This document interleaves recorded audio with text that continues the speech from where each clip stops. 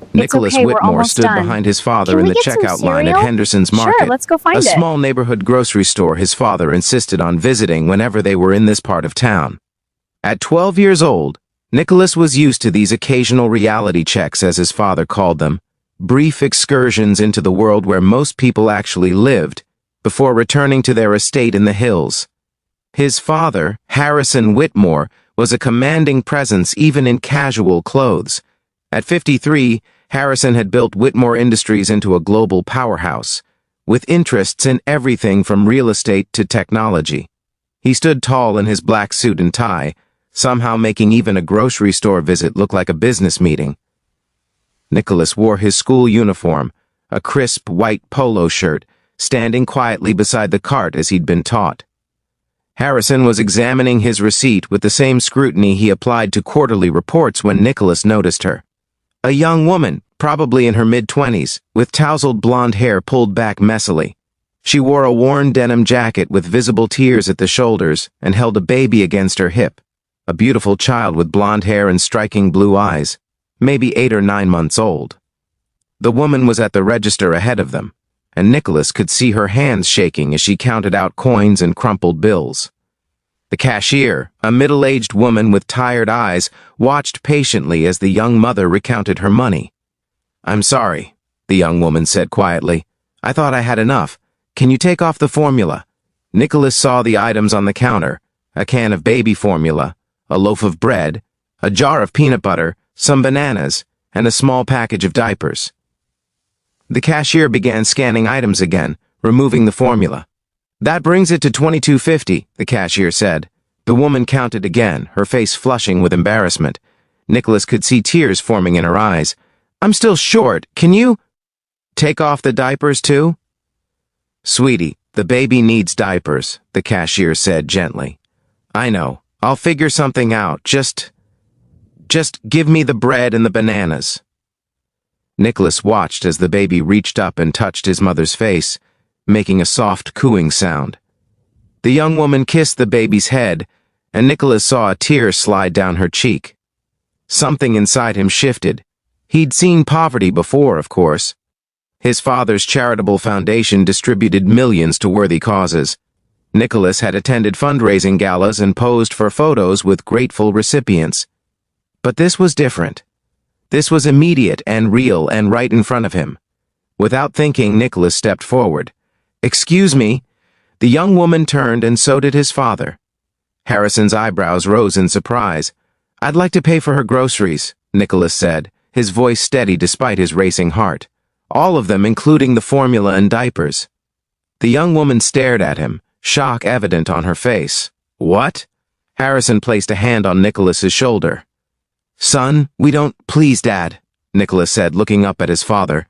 "You always tell me that our wealth comes with responsibility, that we should help people when we can. Well, she needs help right now."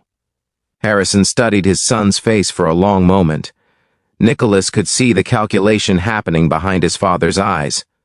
This was a teaching moment, a chance to either encourage or redirect. Finally, Harrison nodded slowly. "All right," he said. "But you use your own money." Nicholas had been saving his allowance for months, planning to buy the latest gaming system. He had almost $300 in his wallet. Without hesitation, he pulled it out and approached the counter. "Put everything back," he told the cashier. "All the items she wanted, and add whatever else she needs." The young woman shook her head, tears flowing freely now. "I can't let you do that. You're just a child." "I want to help," Nicholas said. Simply. "Please." The woman looked at the baby in her arms, then back at Nicholas. "Why?" Nicholas thought about how to answer.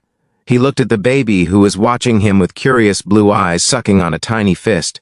"Because everyone deserves to eat, and babies shouldn't go without formula and diapers because money is tight." The cashier was already scanning the items back, adding the formula and diapers. "Comes to $38.75, she said quietly. Nicholas handed over two $20 bills. "Keep the change. Maybe she can get a few more things." The young woman stood frozen, tears streaming down her face.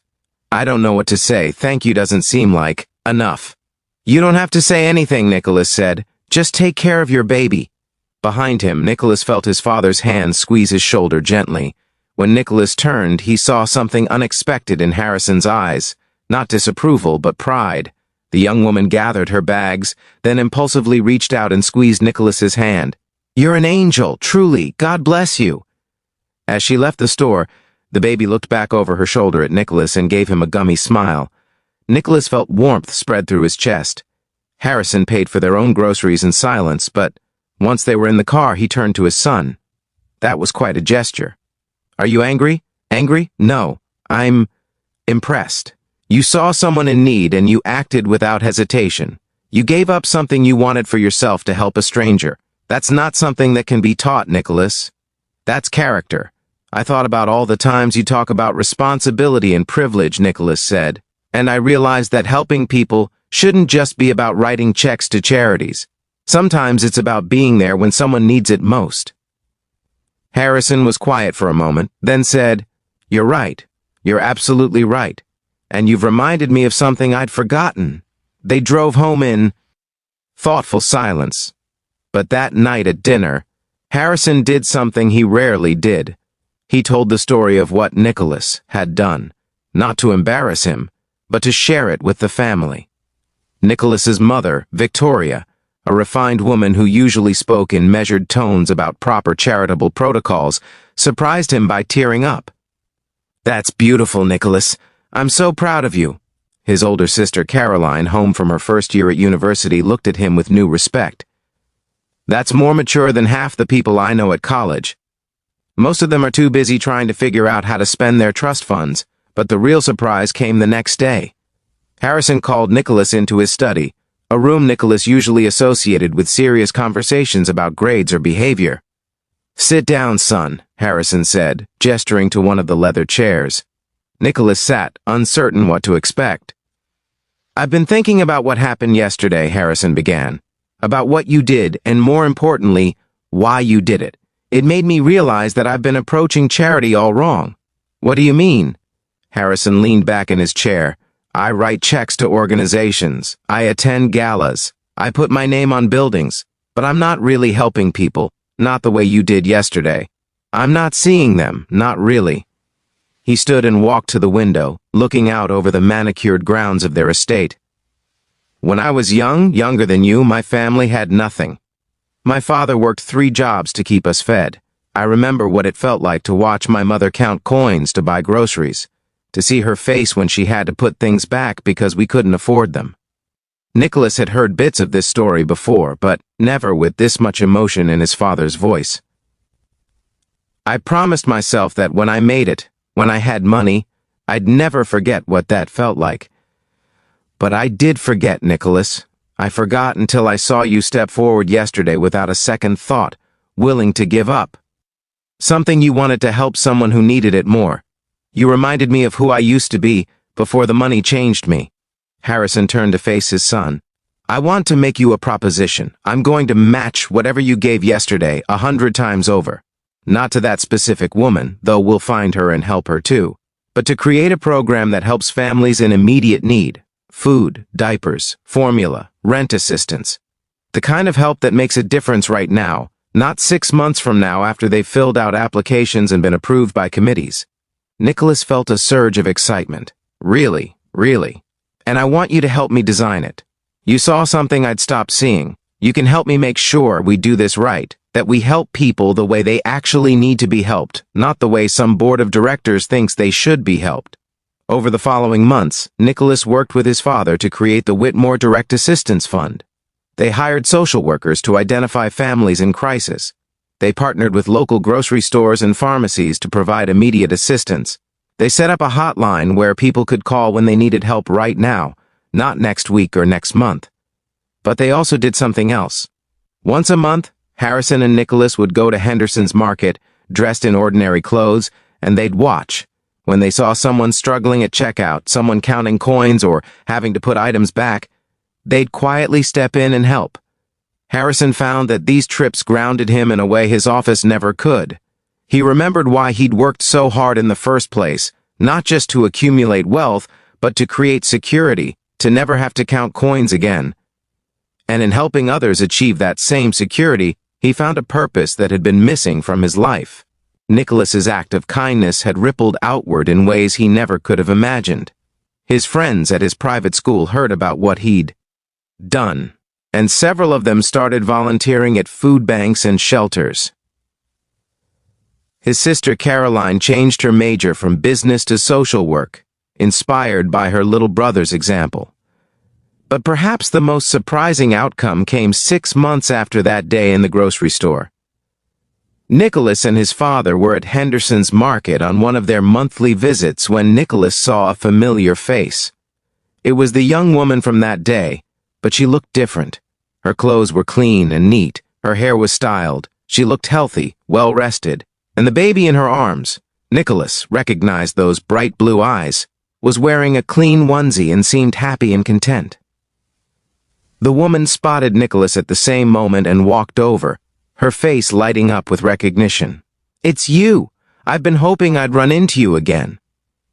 "Hello," Nicholas said, genuinely pleased to see her looking so much better. "I'm Sarah," she said, "and this is Tommy. I never properly introduced us that day.